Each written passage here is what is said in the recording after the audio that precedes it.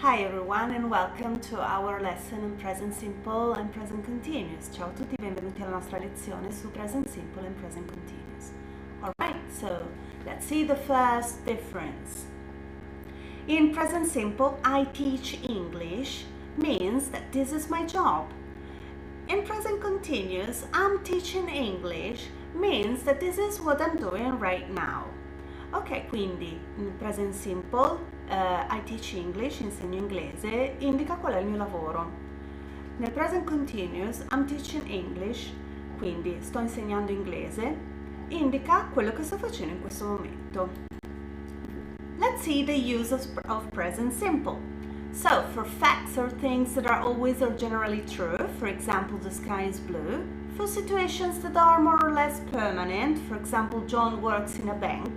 For things that we do regularly, like hobbies, habits and routines, for example, every day I get up at 7:30, and for actions that are scheduled, the train leaves at 9 p.m. Quindi utilizziamo il present simple per fatti o cose che sono generalmente vere, per situazioni che sono più o meno stabili, per le cose che facciamo di solito come hobbies, abitudini, le nostre routine e per le azioni che sono calendarizzate.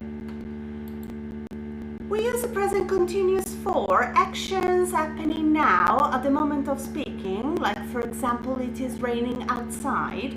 For temporary actions, they are painting the fence.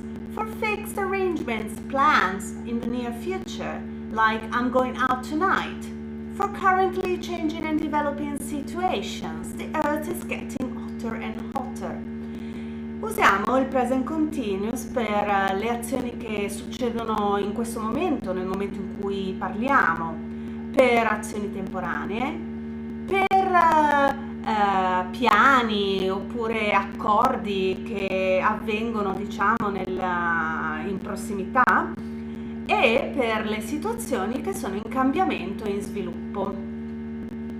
Next, we see how we form the present simple and the adverbs of frequency and time phrases, and then the use of how we form the present continuous and the time expressions that we use with it for further, of course, information.